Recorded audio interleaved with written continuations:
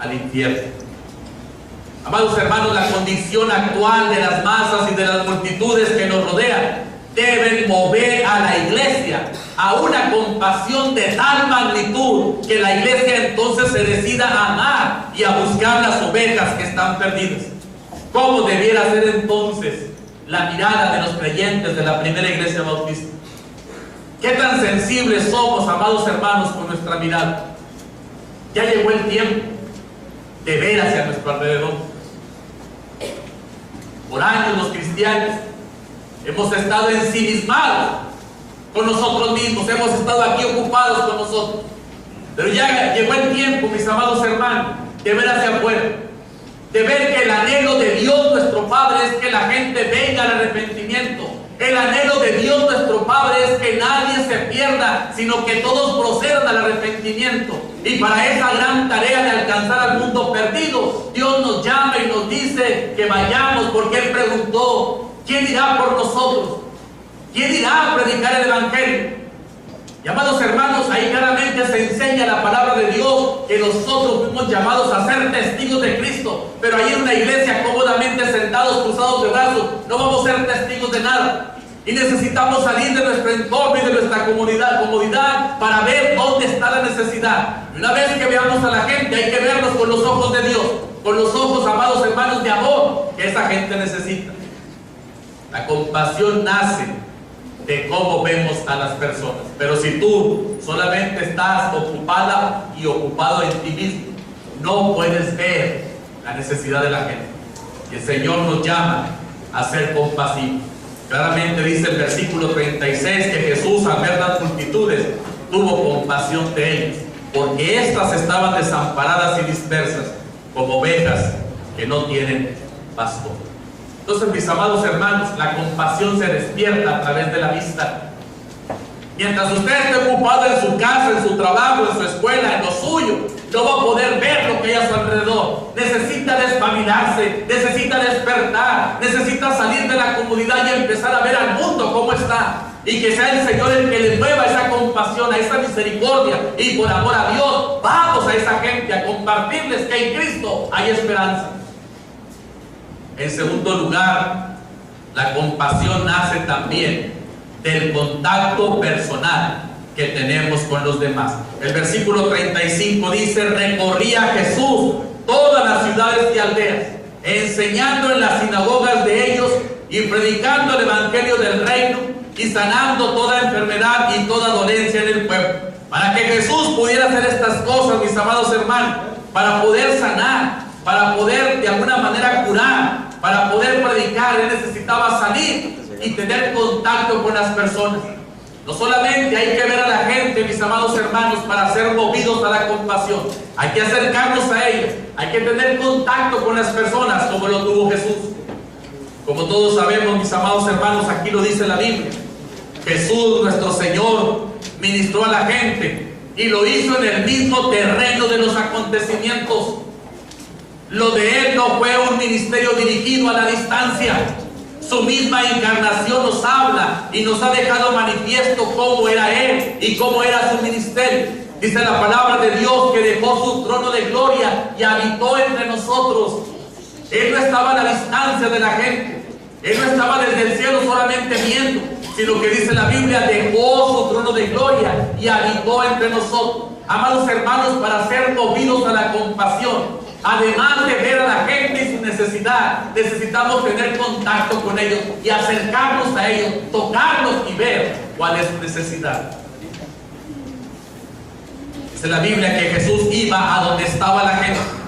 Él iba a donde la gente vivía. Él iba a donde estaba la verdadera necesidad. Su compasión entonces, amados hermanos, fue el resultado del contacto que tuvo con la gente y de la vivencia cotidiana que tenía también con las multitudes. Grábese en su mente, hermana y hermano, grábeselo. No seremos despertados a la compasión hasta que no tengamos empatía con las demás personas. Hasta que no entremos en contacto con ellos, no habrá compasión en nuestro corazón. Relacionarse con las personas entonces fue una de las metas del Señor Jesús, y esta debe de ser también nuestra meta. Tenemos que involucrarnos, mis amados hermanos, con la gente necesitada. necesitada. Tenemos que tener contacto con ellos, porque solamente así vamos a despertar la sensibilidad de nuestro corazón, y por supuesto despertará también en nosotros la verdadera compasión. Pero ¿qué hacemos, mis amados hermanos, cuando vemos a la gente necesitada, y además necesitada un poco, a lo mejor sucia, maloliente, o con ropas gastadas? Muchas de las veces sacamos la vuelta. Muchas de las veces, ¿verdad?, cruzamos las aceras de frente, porque no queremos rozarnos con esas personas. Creemos que esa gente no merece nuestro trato, no merece nuestra atención. Pero vean lo que Jesucristo hizo. Y Jesús no solamente se acercó con la gente necesitada por los problemas, aún con la gente enferma, con las peores enfermedades, con la posibilidad incluso de contagiarse de las cosas que aquellos vivían y tenían en sus cuerpos. Pero la Biblia dice que Él se acercaba y tocaba. Era prohibido tocar a los muertos y los tocaba. Era prohibido acercarse a los leprosos y los tocaba. Era prohibido convivir con una mujer con flujo de sangre y se acercaba a él.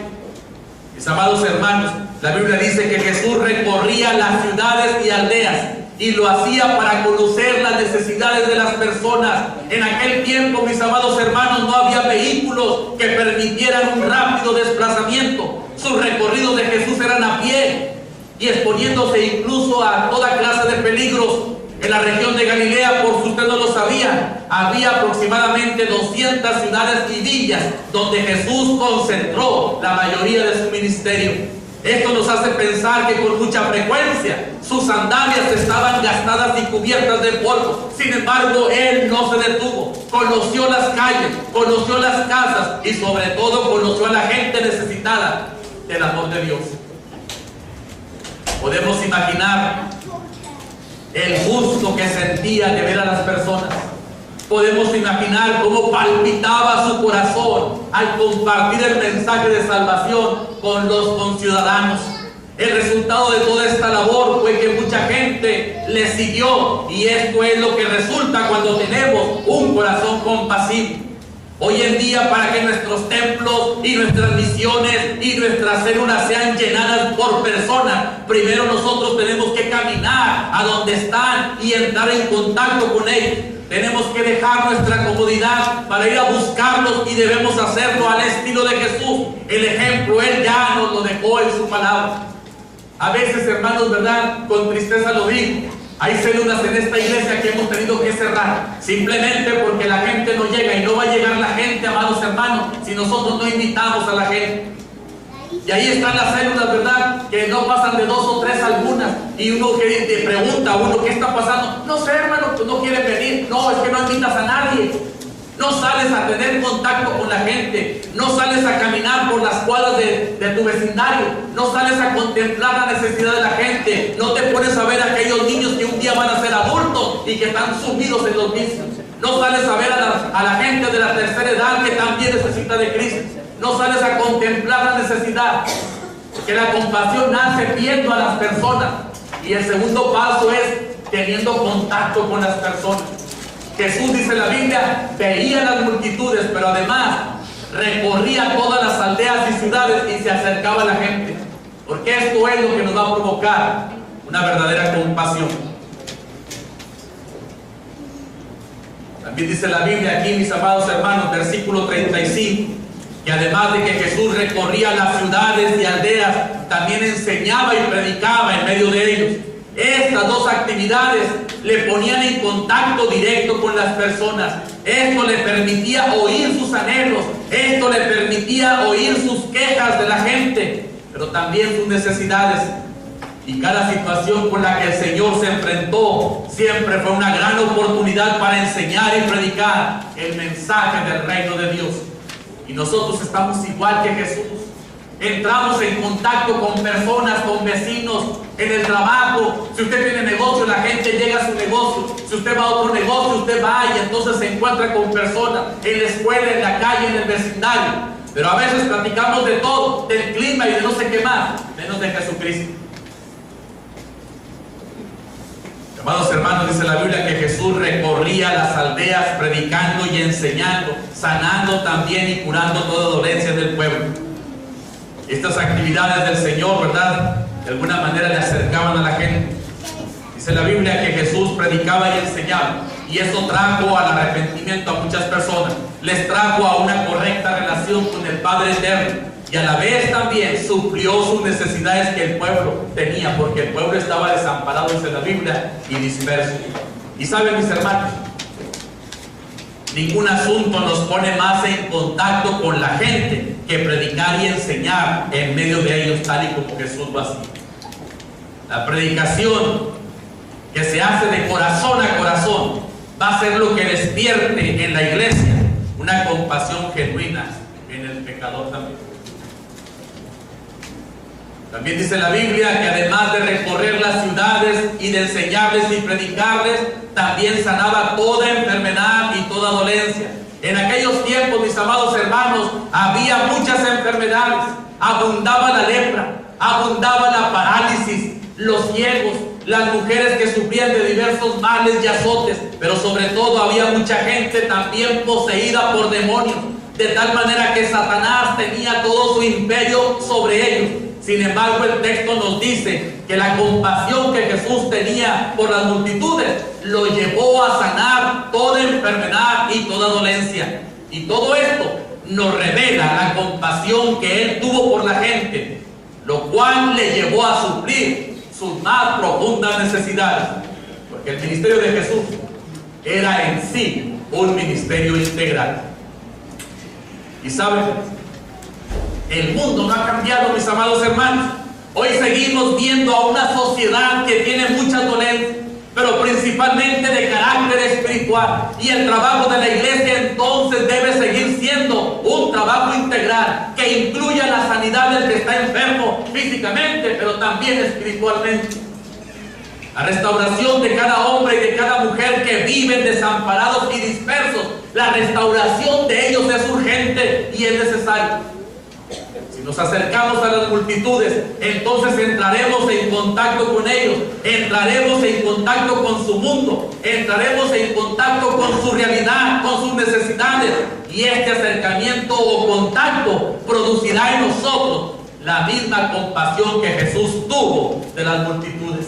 Así que, mis amados hermanos, acerquémonos a la gente. Nosotros tenemos esperanza y también tenemos la solución que ellos necesitan. Pero necesitamos ser movidos a la compasión. Así como dijo mi hermano David, ¿verdad?, como que quería regresar allá a aquella iglesia, así no vamos a hacer nada. Y sabes, si al final de este sermón alguien me diga, ¿y dónde queda esa iglesia para irte a la iglesia? ¿Sí te los podrías llevar, David?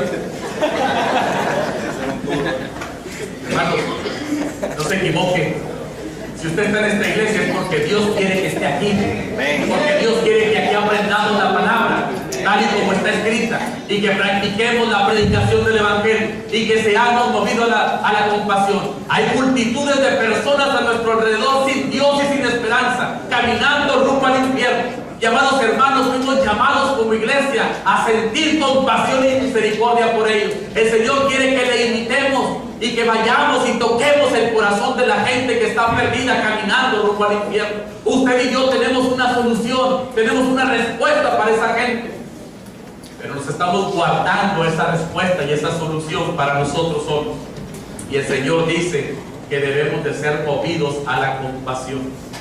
Esta campaña, mis amados hermanos, que va a empezar, que se llama Su Visión es mi visión, debe de ser una realidad en la vida de los creyentes de esta iglesia.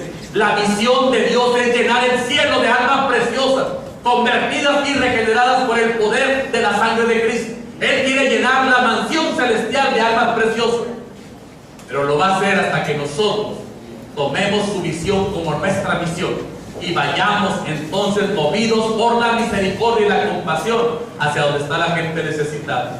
Pero ya le dije, para poder ser movidos a la compasión y a la misericordia, número uno, necesitamos ver a la gente como las veía Jesús. Y número dos, necesitamos entrar en contacto con la gente como Jesús entró en contacto con ellos. Desde la casa y desde el ejército no vamos a lograr absolutamente nada. En tercero y último lugar, la compasión.